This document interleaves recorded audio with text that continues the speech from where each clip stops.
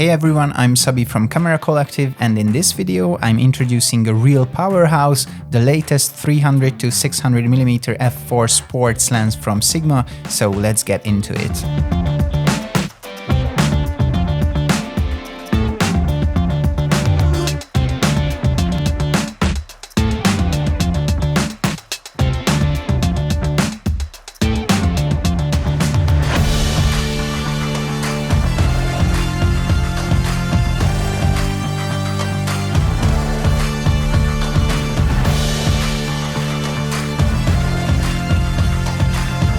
Heading to the first major test event, thanks to Gabor, I should be able to get into a first division women's football match, so that's where we are heading to test out this beast. Unfortunately, the weather isn't looking great, it's pouring rain, but we will see what we can make out of it. In the end, this is a good test to see what the f4 aperture can really do. So yeah, the weather is not ideal. This will be our setup. We solved it smartly by using trash bag to protect it from the pouring rain. Huge thanks to Gabor for making this happen so quickly and arranging for me to test the lens at a first division football match. I think this was a perfect event to showcase what this crazy lens is made for, probably best suited for sports photography where you have plenty of space. The 300-600mm range covers the entire football field, making it easy to capture even the farthest moments. Of course, sitting on the sideline being close to the action, the 300mm can sometimes feel too tight, but paired with a 70 to 200mm, I think this combo would be unbeatable. The truth is, this isn't easy, especially under such challenging conditions with heavy rain and no proper gear to protect against it. It would actually be much better to use the viewfinder, but then you wouldn't see where I'm focusing or how the autofocus system works. So now the images might not turn out as great, but at least you get to see how the 300 to 600mm autofocus performs. Unfortunately, I don't have much experience with sports photography, so it's quite tricky to judge where exactly I am at 600mm and where the ball is, but I think I'll get used to it by the end of the match. It's interesting because you have to watch the action and take photos at the same time while figuring out where exactly 600mm or 300mm is, which isn't necessarily easy. I'm also thinking about which focus setting to use. I tried wide, but single point tracking is pretty good too. With single point tracking, I can precisely determine where I want the focus to be, and it follows that. Naturally, I'm shooting in burst mode. As a beginner in sports photography, I believe this approach will produce better results than trying to nail the perfect moment manually. By the time you find the action, it's already over. It's clear that using the viewfinder results in far better shots because I can continuously track the ball's movement, whereas with the screen it's almost impossible. Also, with my eyes and both hands engaged, the shot is much more stable. At 600mm I can almost shoot across to the other side of the field. Right now, for example, there's a corner kick happening and I'm sitting in the opposite corner. By the end of the match, it became clear to me that the quality of the shots was entirely up to me because the lens itself performed flawlessly from a technical standpoint. You can see the autofocus performance, how precisely and accurately it tracked movements. Plus, I was confidently able to shoot wide open at f4 to allow in as much light as possible and get maximum background blur to highlight the players and situations. The f4 aperture proved sufficient even in dark, rainy, cloudy weather. The settings show that I could have lowered the ISO even more because I was mostly using shutter speeds of 1/4000th of a second or 1/5000th of seconds, which is overkill for a sport at this speed, but since I had no prior experience, I played it safe. Now let's quickly go over the technical details. The lens weighs exactly 3,970 grams, just under 4 kilograms, which of course isn't light and it's not a small lens either. But that's not surprising given that it has a total of 28 lens elements, which makes sense for this zoom range and fixed aperture. This isn't a lens where you attach it to the camera body, it's a lens you mount the camera body onto. Naturally, it has a tripod mount, allowing you to attach it to a tripod or monopod and rotate it into any position. You can also lock it into 90-degree increments or let it move freely. The front element is massive, truly huge, but no need to worry because there's a built-in filter holder on the other side of the lens where you can insert small 40.5mm filters. In terms of switches, the lens has plenty.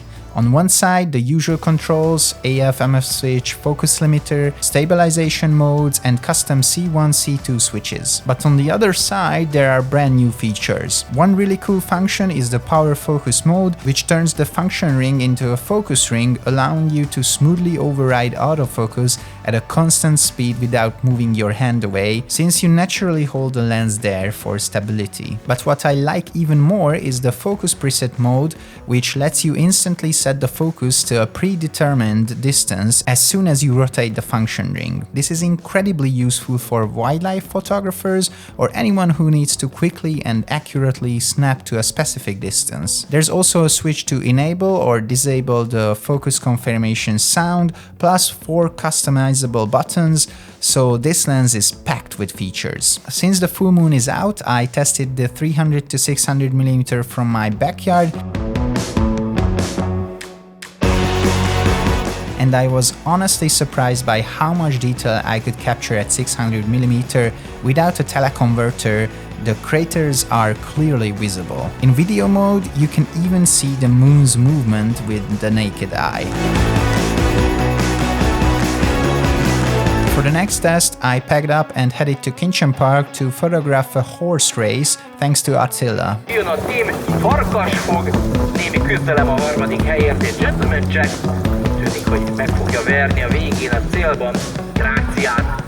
Budai Attila el tud indítani Elvála Sagrado-t, és a két favorit között kibújt, de még nem nyerte meg a versenyt. Válaszból is elindulni látszik, és Elvála Sagrado megnyeri a versenyt.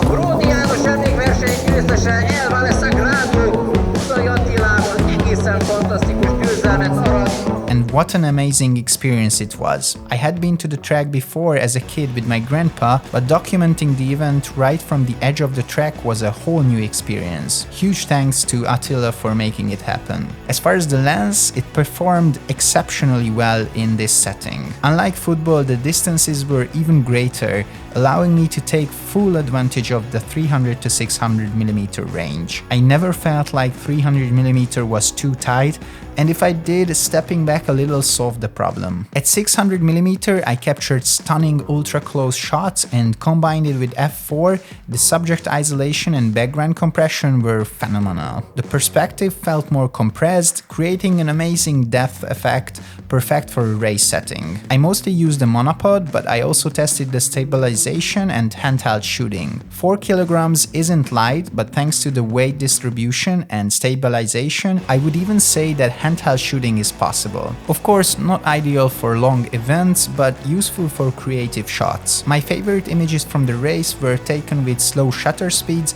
1/60 or 1/30 of a second, while panning with the motion. I switched from a monopod to a tripod for smoother tracking and turned off horizontal stabilization to make the movement feel more natural. These shots really convey the speed and energy of the race. I also tested the autofocus in video mode, thinking it might struggle, but it handled the challenge incredibly well, even keeping focus on galloping horses head on. The biggest challenge was actually my own tracking and composition skills. Before diving into wildlife photography, here are a few random shots: airplanes at 600mm, birds, and even the moon. The price of this lens will be $6,000, clearly aimed at professionals. Ideal for sports, wildlife, and nature photography at a high level. I had little experience with this, but thanks to Polly, I got to spend a meditative afternoon in a wildlife hide. I didn't have much luck that day, but I know that's just how it goes. One thing became clear within just a few hours: this lens does its job well, even in such an environment. It is extremely